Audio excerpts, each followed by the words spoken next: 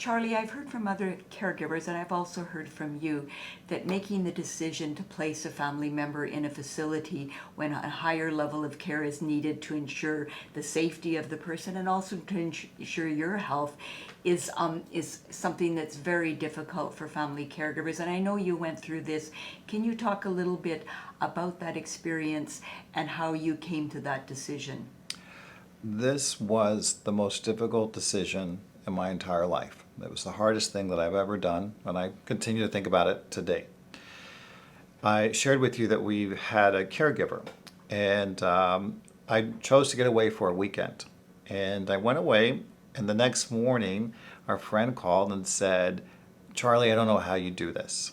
She said, "It's been one night, and my caregiver's an RN, and she brought her husband in and a student nurse, all to manage Robert.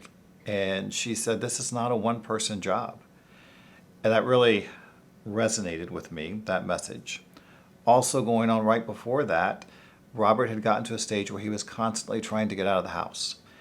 All day long, from the moment he was awake till the moment he went to sleep, he was lifting every doorknob. He was trying to raise windows.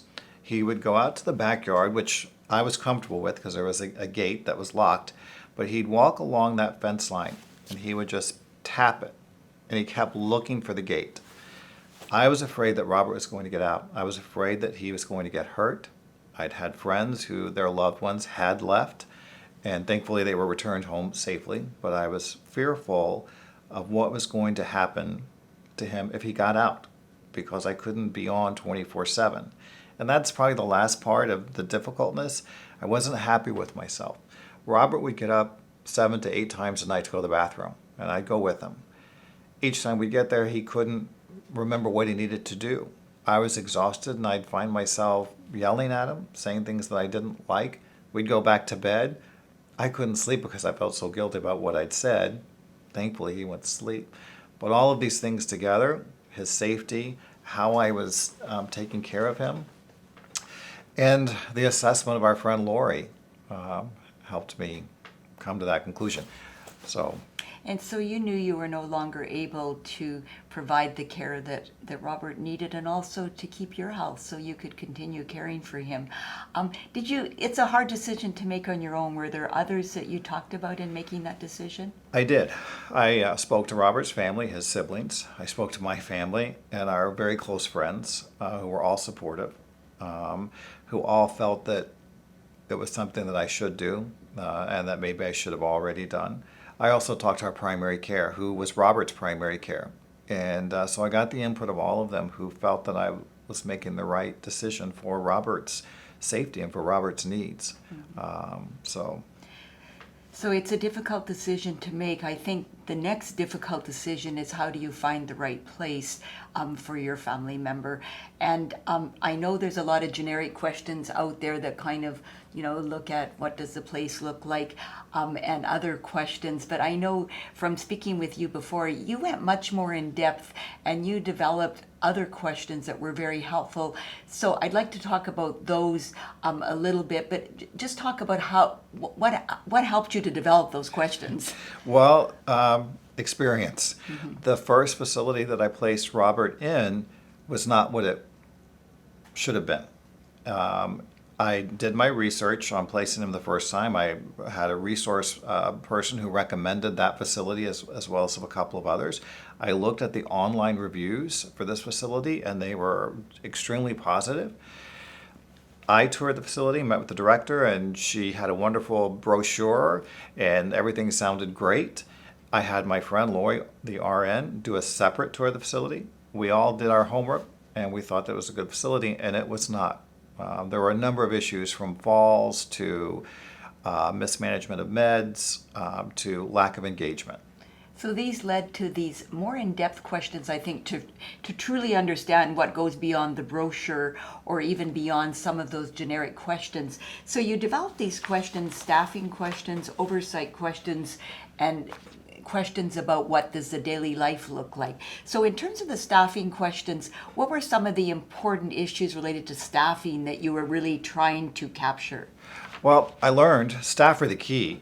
to taking care of your loved one. It doesn't matter if there's a chandelier or a baby grand piano. What matters is how many staff are on board, what's the true patient-staff ratio, and what's that on the weekends? What is that at night? Because the brochure will tell you one thing, make sure you follow through. How many openings do they currently have? Because if they don't have enough staff, then that staff-patient ratio is not accurate, because you can only have the ratio for the amount of staff you have. What are they paid? Dr. White, you and I know that this industry is an industry that really needs some attention.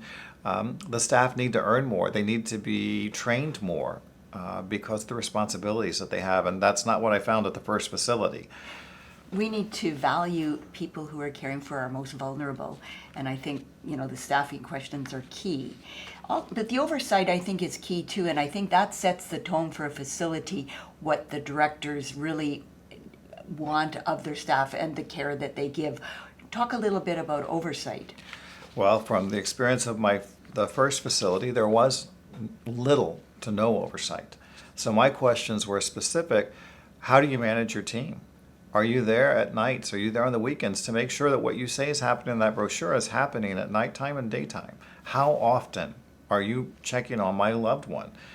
Can you pick out my loved one from the other residents there? Because I've seen where that's not done. They talk about, in the brochure, we have required training for all of our staff. Well, tell me about that training. What type of training? Is it a video? Can you, as the director, as the oversight manager, can you confirm for me at any given moment that all of your staff on board at that time have achieved your required minimum training that you set as a policy? So I looked for all of those things. What kind of oversight, how do they treat their staff, is very important. I think you really kind of get to the meat of things when you talk about those daily life questions. Talk about how you thought of those and what were some of those questions that are important for truly understanding what the facility is like in terms of the care. Okay. Well, and I will share that the reason that the daily life questions are kind of third on my list is, again, it goes back to if you don't have the staff, you don't have the management, nothing that's going to happen in daily life. You don't even need to get to those exactly, questions. Yes. But in daily life, so describe for me, what is it like for my Robert when he wakes up to the time he goes to bed? I want to know exactly what his day is going to look like. I want to know what your procedures are at nighttime. One of the things that happened at our first facility was they called me and said, Robert's not sleeping, he's up all night, you've got to do something. During COVID, they invited me to spend the night there because they didn't have enough staff. Well, I learned that every 2 hours they were coming in and turning on the overhead lights. Robert, it's time for a diaper change. I told him, stop coming in. I said, I'm here tonight. But learning what he was going through, and the manager, so I wanted to make sure that, what are your activities at night? How do you engage Robert during the day? He was a walker, and so he didn't want to be involved with the games, but since he was a walker, they just let him go, but that wasn't engaging him. So I wanted to know, what's it like from morning to night? How do you manage fall risks? They're going to fall. So important. But what are they going to do before, and what are they going to do after the fall? Mm-hmm. So I wanted to make sure he had activities. I wanted to make sure he was engaged. I wanted to make sure he was safe. And I wanted them to walk me through those activities.